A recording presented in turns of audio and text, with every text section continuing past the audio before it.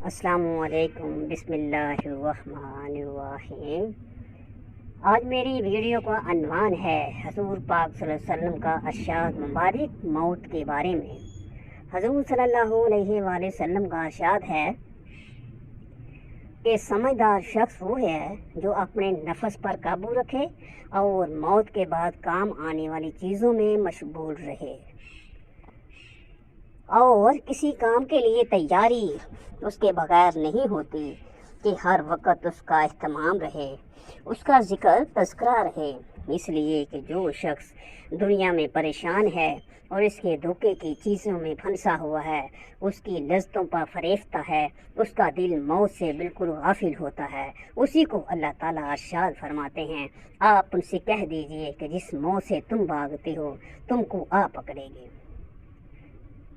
پھر تم اس ذات پاک کی طرف لے جائے جاؤ گے جو ہر پوشیدہ اور ظاہر بات کو جاننے والی ہے، پھر وہ تم کو تمہارے سب کیے ہوئے کام جتاوے گی اور ان کا بدلہ دے گی۔ علماء نے لکھا ہے کہ موت کے بارے میں آدمی 4 طریقے کے ہوتے ہیں۔ ایک تو وہ لوگ ہیں جو دنیا میں پریشان ہیں، جن کو موت کا ذکر بھی اسی وجہ سے اچھا نہیں لگتا کہ اس سے دنیا کی لذتیں چھوٹ جائیں گی۔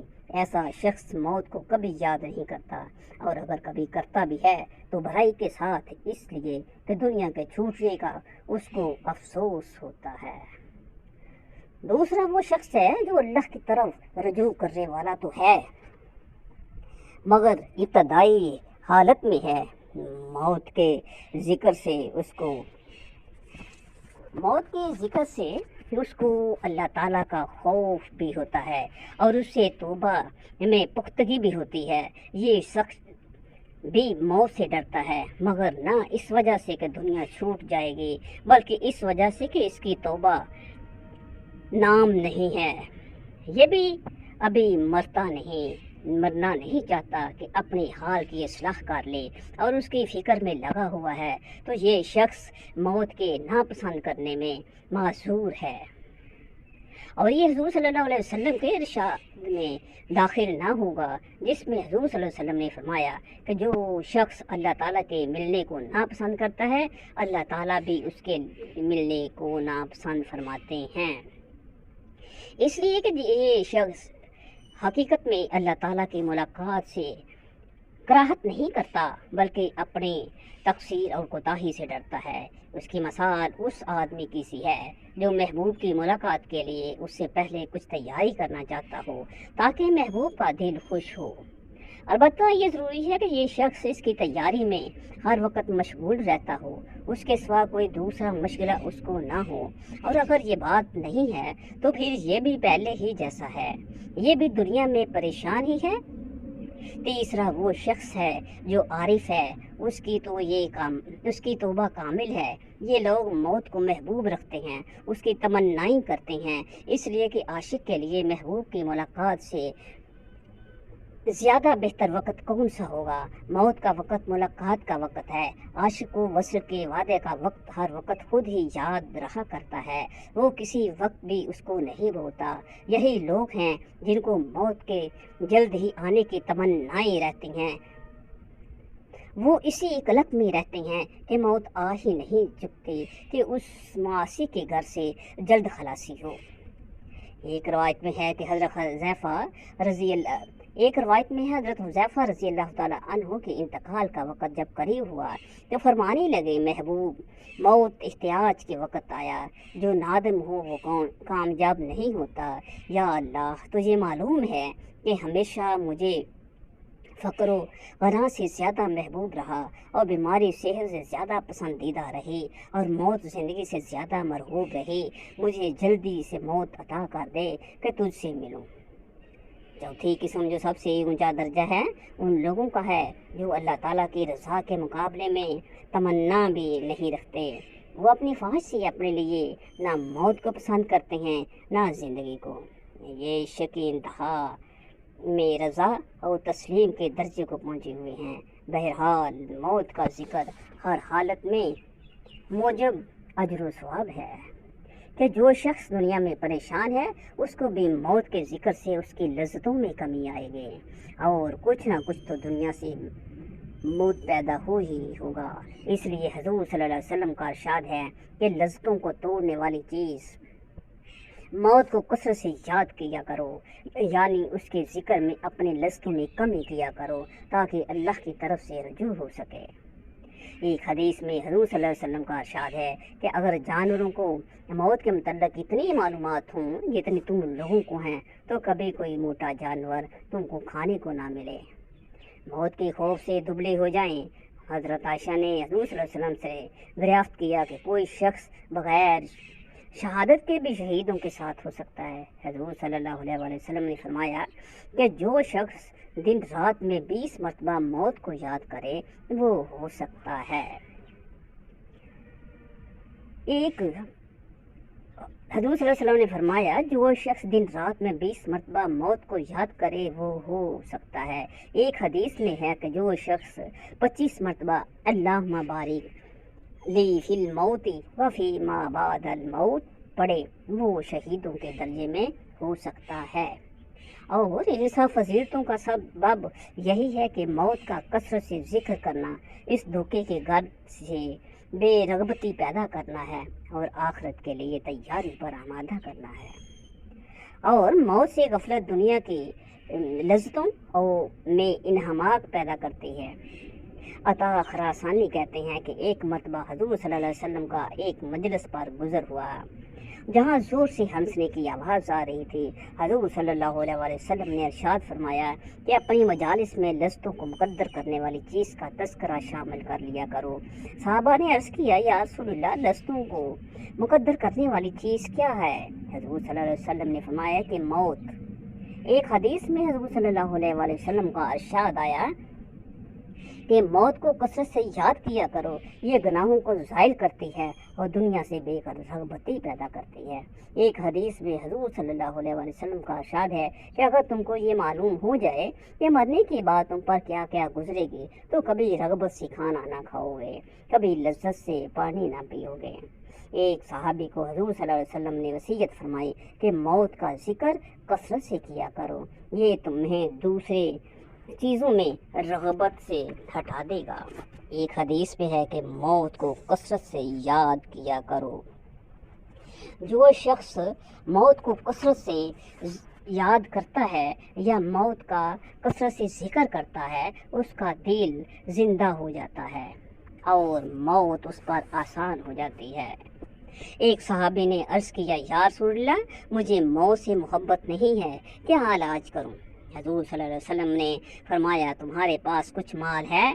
انہوں نے عرض کیا کہ ہے۔ حضور صلی اللہ علیہ وسلم نے فرمایا اس کو آگے چلتا کر دو۔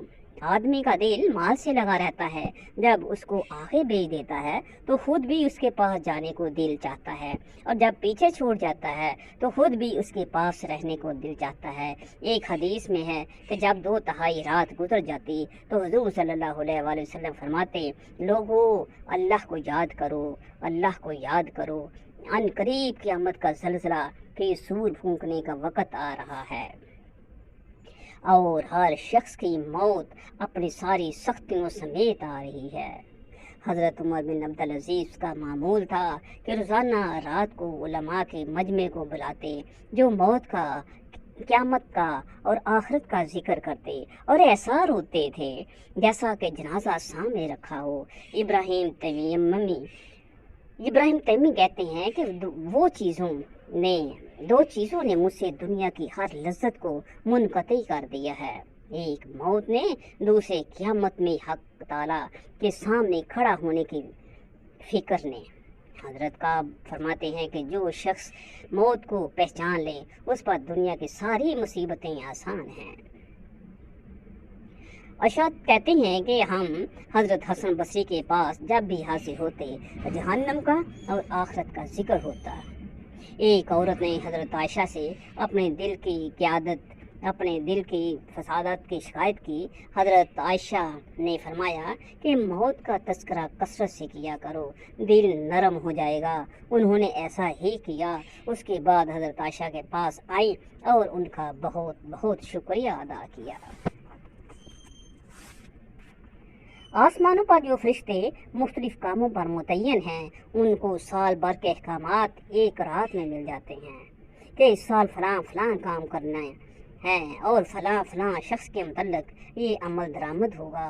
उसमें रवायात मुख्तलिफ हैं कि ये अहकाम लैलतुल क़द्र में मिलते हैं या शब बारात में। जो बेरात हो, कसरत से रवायात में ये मज़मून वारद होता है कि उस रात में उन सब की फहरिस्त फरिश्तों के हवाले कर दी जाती है जो इस साल में मरने वाले हैं। दुनिया में आदमी नहायत गफलत से अपने लहू लाभ में मशगूल होता है और आसमानों पर उसकी गिरफ्तारी का वारंट जारी हो गया है। उसकी मौत का हुक्म सादिर हो चुका है, जिसमें ना किसी सिफारिश की गुंजाइश है, ना अपील की, ना जो वक्त उसकी मौत का तजवीज़ हुआ है उसमें 1 मिनट की ताख़ीर हो सकती है।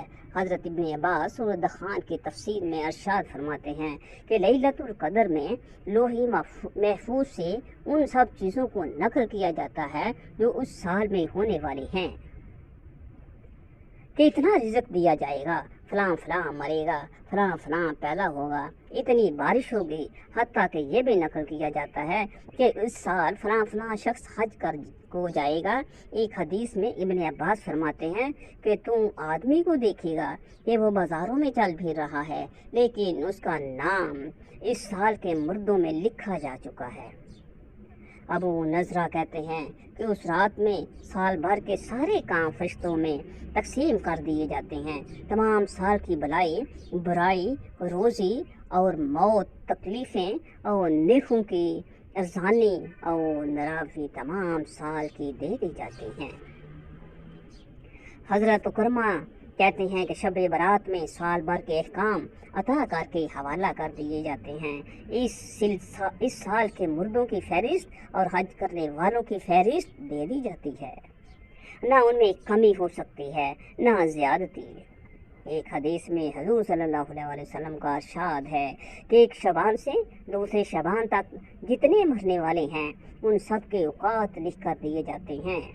हत्ता कि आदमी दुनिया में निकाह करता है, उसका बच्चा पैदा होता है, लेकिन आसमान में उसका नाम मुर्दों की फहरिस्त में आ चुका है। हज़रत आयशा फरमाती हैं कि हुज़ूर सल्लल्लाहु अलैहि वसल्लम शबान में कसरत से रोज़े रखा करते थे, इसलिए उसमें तमाम साल में मरने वालों की फहरिस्त मुरतब होती है। हत्ता कि एक आदमी निकाह करने में मशगूल है और वहाँ उसका नाम मुर्दों में लिखा गया। एक आदमी हज को जा रहा है और उसका नाम मुर्दों में है। एक और हदीस में है कि हज़रत आयशा ने हुज़ूर सल्लल्लाहु अलैहि वसल्लम से उसकी वजह दरियाफ्त की कि हुज़ूर सल्लल्लाहु अलैहि वसल्लम शबान में रोज़े बहुत कसरत से रखते हैं। हुज़ूर सल्लल्लाहु अलैहि वसल्लम ने फरमाया कि इसमें साल भर के मुर्दों की फहरिस्त बनती है। मेरा दिल चाहता है कि मेरा नाम जब मुर्दों के फहरिस्त में आए तो मैं रोज़ेदार हूँ। एक हदीस में है कि निसफ शबान की रात को अल्लाह ताला मलकुल मौत को उस साल में मरने वालों की अतला फरमा देते हैं। एक हदीस में है हुज़ूर सल्लल्लाहु अलैहि वसल्लम का इरशाद है कि रोज़ाना जब आफताब निकलता है तो वो ऐलान करता है कि जो नेक काम करता है कर ले, आज का दिन तेरी उम्र में फिर कभी नहीं आएगा। इसलिए उस दिन में तेरी जो नेकियां लिखी जा सकती हैं लिखवा ले। और 2 फरिश्ते आसमान से ऐलान करते हैं। एक उनमें से कहता है कि इस नेकी के तलब करने वालों खुशखबरी ले आओ आगे बढ़कर, और दूसरा कहता है ए बुराई के करने वाले बस कर और रुक जा, अपनी हलाकत का सामान इकट्ठा ना कर। और 2 फरिश्ते ऐलान करते हैं, जिनमें से एक कहता है या अल्लाह खर्च करने वाले को उसका बदला दे दे, और दूसरा कहता है कि अल्लाह माल को रोक के रखे, अल्लाह माल को रोक के रखने वाले के माल को बर्बाद कर। अता बिन यसार कहते हैं कि जब निसफ शबान की रात होती है तो वो मलकुल मौत को एक दस्त दे दी जाती है कि इसमें जिनके नाम हैं इन सब की इस साल में रूह कब्ज़ कर ली जाए। यहाँ एक आदमी फरोश में लगा हुआ है, نکاح کرنے میں مشغول ہے، مکان کی تعمیر کر رہا ہے اور وہاں مردوں کی فہرست میں آ گیا۔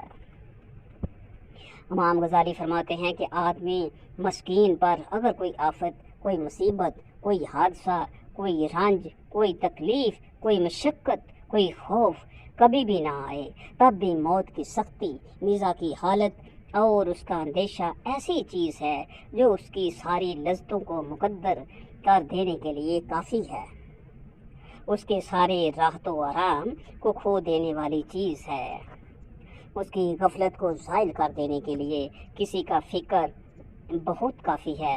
یہی چیز خود اتنی سخت ہے کہ اس کے فکر اور اس کی تیاری میں آدمی کو ہر وقت مشغول رہنا چاہیے، بالخصوص ایسی حالت میں کہ اس کا وقت معلوم نہیں کہ کب آ کر مسلط ہو جائے۔ ایک حکیم کا قول ہے کہ رسی دوسرے کے ہاتھ میں ہے، نامعلوم کب کھینچ لے۔ حضرت لقمان کا ارشاد ہے اپنے بیٹے سے ہے کہ موت ایسی چیز ہے جس کا حال معلوم نہیں کہ کب آ پہنچے، اس کے لیے اس سے پہلے تیاری کر لے کہ وہ دفعتاً آ جائے۔ اور واقعی بڑے تعجب کی بات ہے کہ اگر آدمی انتہائی لذتوں میں مشغول ہو، لہو لعب کی اونچی مجلس میں شریک ہو اور اس کو یہ معلوم ہو جائے کہ ایک سپاہی اس کی تلاش میں ہے جو کسی جرم کی سزا میں اس کے 5 کوڑے مارے گا، تو ساری لذت، عیش و آرام مقدر ہو جائے گا۔ بلکہ اگر صرف اتنا ہی معلوم ہو جائے کہ اس کے پاس اس کی گرفتاری کا وارنٹ ہے، وہ آج کل میں اس کو گرفتار کر لے گا، تب بھی ساری لذتیں ختم ہو جائیں گے، رات کو نیند اڑ جائے گی، حالانکہ اس کو معلوم ہے کہ ملک الموت ہر وقت اس پر مسلط ہے اور موت کی سختیاں جو ہزاروں کروڑوں سے بڑھ کر ہیں اس پر مسلط کرنے والا ہے، پھر بھی ہر وقت اس سے غافل رہتا ہے۔ یہ جہالت اور غرور کی انتہا نہیں تو اور کیا ہے؟ حقیقت تو یہ ہے کہ موت کی سختی کا حال وہی جانتا ہے جس پر گزر چکی ہے، دوسرے کو اس کی سختی کا حال معلوم نہیں ہوتا، وہ صرف قیاس کر سکتا ہے یا مرنے والے کی حالت دیکھ کر کچھ اندازہ ہی لگا سکتا ہے، اور قیاس اس طرح پر بھی ہو سکتا ہے، یہ تو ظاہر چیز ہے، بدن کے جس حصے میں روح نہیں ہوتی اس کو کاٹنے سے تکلیف نہیں ہوتی، بدن کی جو کھال مردہ ہو جاتی ہے اس کو کاٹنے سے تکلیف نہیں ہوتی، لیکن جس عضو میں اور جس حصے میں جان ہوتی ہے اس میں سوئی بونے سے یا اس کے کاٹنے سے سخت تکلیف ہوتی ہے۔